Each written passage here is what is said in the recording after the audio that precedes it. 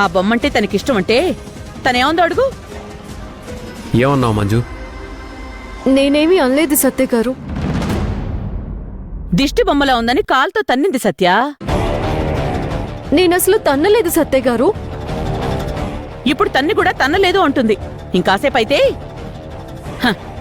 అసలు ఆ బొమ్మను తెచ్చింది తనే అనన్నా ఆశ్చర్యం లేదు. సత్య గారు, మీకిష్టమని ఆ బొమ్మను తెచ్చింది నేనే. చూసావు సత్య, నేను చెప్పినట్టుగానే తను చెప్తోంది. అత్తయ్య గారు,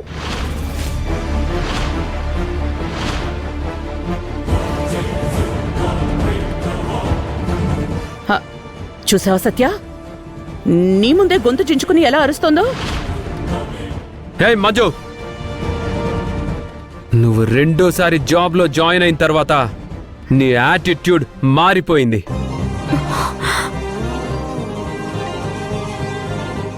మా అమ్మ ముందు ఒకలాగా, నా ముందు ఒకలాగా నటిస్తున్నావా?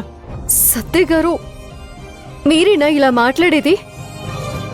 అత్తయ్య గారు ఏది చెప్తే అది నమ్మేస్తారా?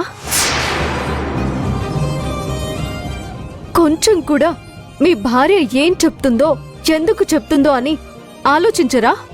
చూడు మంజు, మా అమ్మ మాటని నమ్మి భార్యని పక్కకు పెట్టే మూర్ఖుణ్ణి కాదు.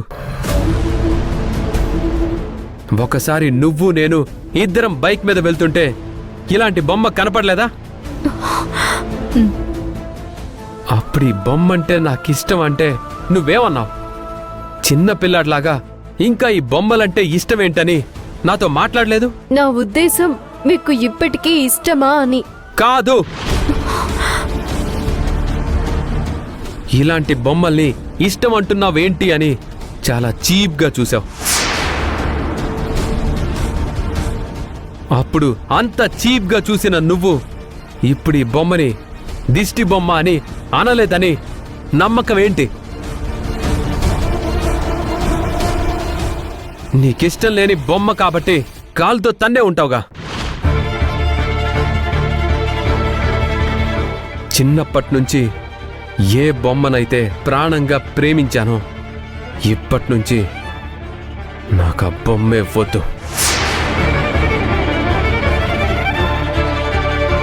చిన్నప్పటినుంచి ఇష్టపడే ఈ బొమ్మని నీ కారణంగా లైఫ్లో ఇంకా చూడను.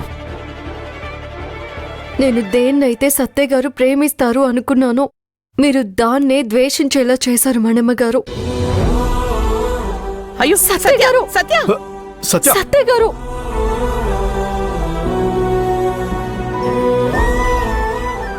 సత్య గారు, మంజు, నా మాట వినండి. సత్య, ఆపు. సత్య, ఏం చేస్తున్నావురా? నీకేమైనా పిచ్చి పట్టిందా?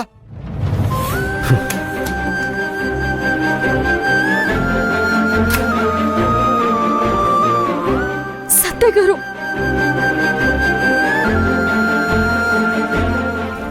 అయ్యో,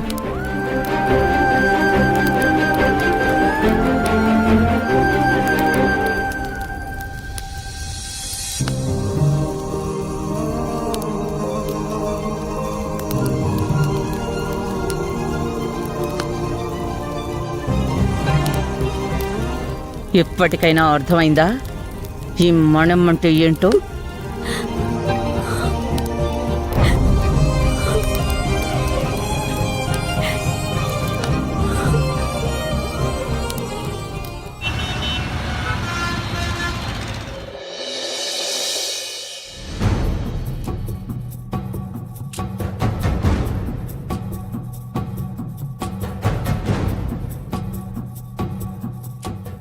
అన్నా, సారీ అన్నా, వేరే పనిలో ఉండి మీ